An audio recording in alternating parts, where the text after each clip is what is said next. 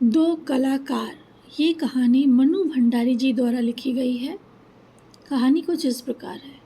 ए रूनी उठ कहते हुए चादर खींचकर चित्रा ने सोती हुई अरुणा को झकझोर कर उठा दिया।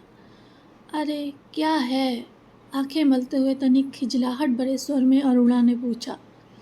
चित्रा उसका हाथ पकड़कर खींचती हुई ले गई और अपने नए बनाए हुए चित्र के सामने ले जाकर खड़ा करके बोली, देख मेरा चित्र पूरा हो गया। ओह, तो इसे दिखाने के लिए तूने मेरी नींद खराब कर दी? अरे ज़रा इस चित्र को तो देख, न पा गई पहला इनाम तो नाम बदल देना। चित्र को चारों ओर घुमाते हुए अरुणा बोली, किधर से देखूं यह तो बता दे। 1000 बार तुझसे कहा है कि जिसका चित्र बनाए उसका नाम लिख दिया कर, जिससे गलत फहमी ना हुआ करे, वरना तू बनाए हाथी और हम समझे उल्लू। तस्वीर पर आंखें गड़ाती हुई बोली, किसी तरह नहीं समझ पा रही हूँ कि 84 लाख योनियों में से आखिर यह किस जीव की तस्वीर है। तो आपको यह कोई जीव नज़र आ रहा है?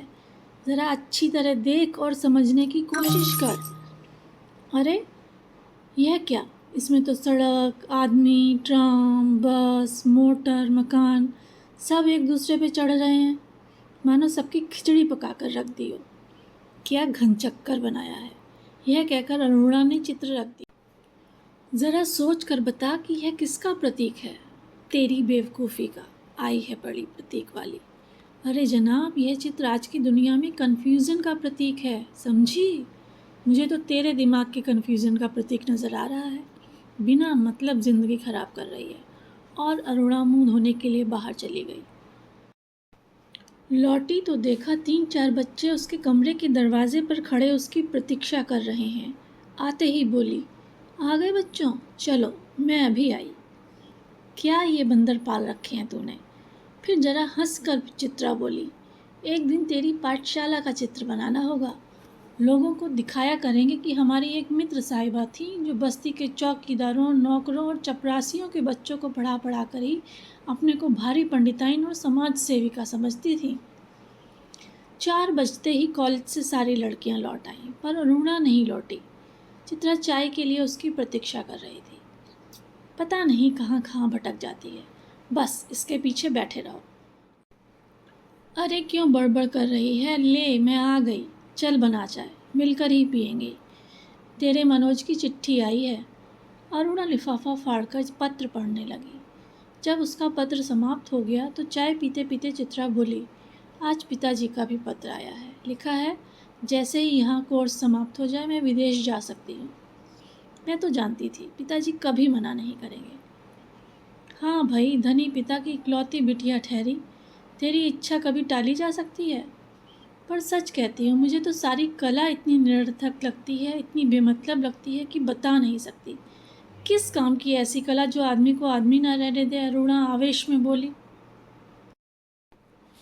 तो मुझे आदमी नहीं समझती। क्यों? तुझे दुनिया से कोई मतलब नहीं, दूसरों से कोई मतलब नहीं, बस 24 घंटे अपने रंग और तुलिकाओं में डूबी रहती है। दुनिया में कितनी बड़ी घटना घट जाए, पर यदि उसमें तेरे चित्र के लिए आइडिया नहीं तो तेरे लिए वह घटना कोई महत्व नहीं रखती। हर घड़ी, हर जगह, हर चीज़ में तू अपने चित्रों के लिए मॉडल खोजा करती है। कागज़ पर इन निर्जीव चित्रों को बनाने के बजाय 2 चार की ज़िंदगी क्यों नहीं बना देती? तेरे पास सामर्थ्य है, साधन है। वह काम तो तेरे लिए छोड़ दिया। मैं चली जाऊंगी तो जल्दी से सारी दुनिया का कल्याण करने के लिए झंडा लेकर निकल पड़ना। और चित्रा हंस पड़ी। 3 दिन से मूसलधार वर्षा हो रही थी। रोज़ अखबारों में बाढ़ की खबरें आती थी। बाढ़ पीड़ितों की दशा बिगड़ती जा रही थी और वर्षा थी कि थमने का नाम नहीं लेती थी। अरुणा सारा दिन चंदा इकट्ठा करने में व्यस्त रहती। एक दिन आखिर चित्रा ने कह दिया, तेरे इम्तहान सर पे आ रहे हैं, कुछ पढ़ती लिखती है नहीं, सारा दिन बस भटकती रहती है। माता पिता क्या सोचेंगे कि इतना पैसा बेकार ही पानी में बहाया। आज शाम को स्वयं सेवकों का एक दल जा रहा है। प्रिंसिपल से अनुमति ले ली है, मैं भी उनके साथ ही जा रही हूँ। चित्रा की बात को बिना सुने उसने कहा। शाम को अरुणा चली गई। 15 दिन बाद वह लौटी तो उसकी हालत काफ़ी खस्ता हो रही थी। सूरत ऐसी निकल आई थी मानो 6 महीने से बीमार हो। चित्रा उस समय गुरुदेव के पास गई हुई थी। अरुणा नहा धोकर खा पीकर लेटने लगी। तभी उसकी नज़र चित्रा के नए चित्रों की ओर गई। 3 चित्र बना रखे थे। तीनों बाढ़ के चित्र थे। जो दृश्य वह अपनी आंखों से देखकर आ रही थी, वैसे ही दृश्य यहाँ भी अंकित थे। उसका मन जाने कैसा कैसा हो गया। शाम को चित्रा लौटी तो अरुणा को देखकर बड़ी प्रसन्न हुई। क्यों चित्रा, तेरे जाने का तय हो गया? हाँ, अगले बुध को मैं घर जाऊंगी और बस 1 सप्ताह बाद हिंदुस्तान की सीमा से बाहर पहुंच जाऊंगी। उल्लास उसके स्वर में छलक पड़ रहा था। सच कह रही है, तू चली जाएगी चित्रा? 6 साल से साथ रहते रहते यह बात मैं तो भूल गई कि कभी अलग भी होना पड़ेगा। तू चली जाएगी तो मैं कैसे रहूंगी? उदासी भरे स्वर में अरुणा ने पूछा। लगा जैसे स्वयं से ही पूछ रही हो। कितना स्नेह था दोनों में। सारा हॉस्टल उनकी मित्रता को ईर्ष्या की दृष्टि से देखता था। आज चित्रा को जाना था। अरुणा सवेरे से ही उसका सारा सामान ठीक कर रही थी। एक एक करके चित्रा सबसे मिलाई, बस गुरुजी से मिलना रह गया था। सो उनका आशीर्वाद लेने चल पड़ी। 3 बज गए थे पर वह लौटी नहीं। 5 बजे की गाड़ी से वह जाने वाली थी। अरुणा ने सोचा वह खुद जाकर देख आए कि आखिर बात क्या हो गई। तभी बड़बड़ाती सी चित्रा ने प्रवेश किया।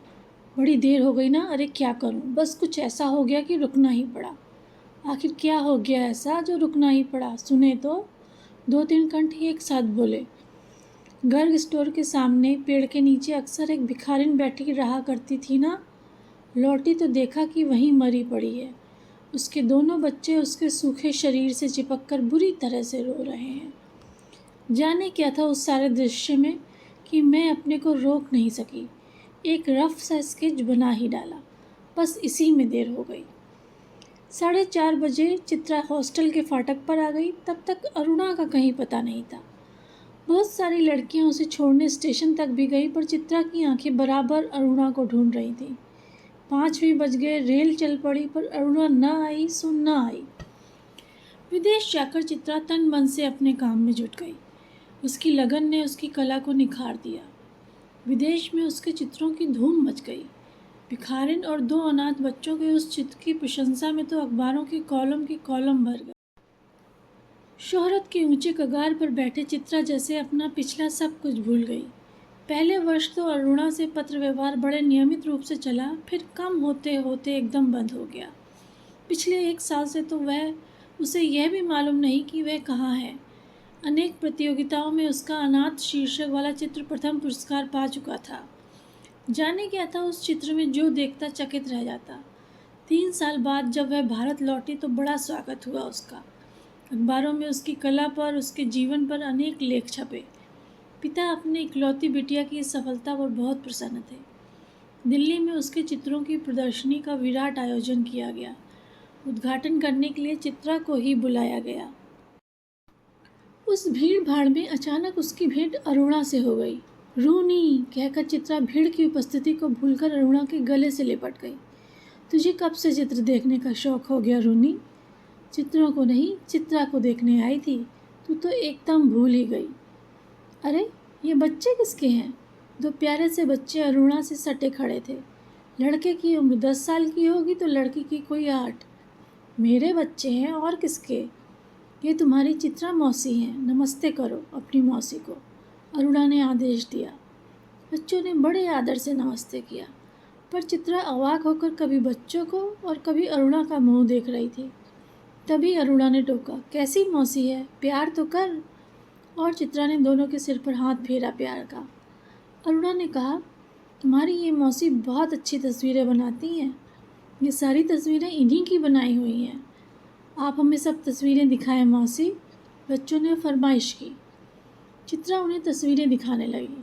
घूमते घूमते वो उसी भिखारिन वाली तस्वीर के सामने आ पहुँचे। चित्रा ने कहा, यही वह तस्वीर है रूनी जिसने मुझे इतनी प्रसिद्धि दी। ये बच्चे रो क्यों रहे हैं मौसी? तस्वीर को ध्यान से देखकर बालिका ने पूछा। इनकी माँ मर गई है, देखती नहीं, मरी पड़ी है, इतना भी नहीं समझती? बालक ने मौका पाते ही अपने बड़प्पन और ज्ञान की छाप लगाई। ये सचमुच के बच्चे थे मौसी? बालिका का स्वर करुण से करुणतर होता जा रहा था। और सचमुच के बच्चों को देखकर ही तो बनाई थी यह तस्वीर। मौसी, हमें ऐसी तस्वीरें नहीं, अच्छी अच्छी तस्वीरें दिखाओ, राजा रानी की, परियों की। उस तस्वीर को और अधिक देर तक देखना बच्चों के लिए असह्य हो उठा था। तभी अरुणा के पति आ पहुंचे। साधारण बातचीत के पश्चात अरुणा ने दोनों बच्चों को उनके हवाले करते हुए कहा, आप ज़रा बच्चों को प्रदर्शनी दिखाइए, मैं चित्रा को लेकर घर चलती हूँ। बच्चे इच्छा न रहते हुए भी पिता के साथ विदा हुए। चित्रा को दोनों बच्चे बड़े ही प्यारे लगे। वह उन्हें देखती रही। जैसे ही वे आंखों से ओझल हुए, उसने पूछा, सच सच बता रूनी, ये प्यारे प्यारे बच्चे किसके हैं? कहा तो मेरे, अरुणा ने हंसते हुए कहा। अरे बता ना, मुझे ही बेवकूफ़ बनाने चली है। एक क्षण रुककर अरुणा ने कहा, बता दूँ? और फिर उस भिखारिन वाले चित्र के दोनों बच्चों पर उंगली रखकर बोली, ये ही वे दोनों बच्चे हैं। क्या? चित्रा की आंखें विस्मय से फैली रह गईं। क्या सोच रही है चित्रा? कुछ नहीं, मैं सोच रही थी कि, पर शब्द शायद उसके विचारों में खो गए।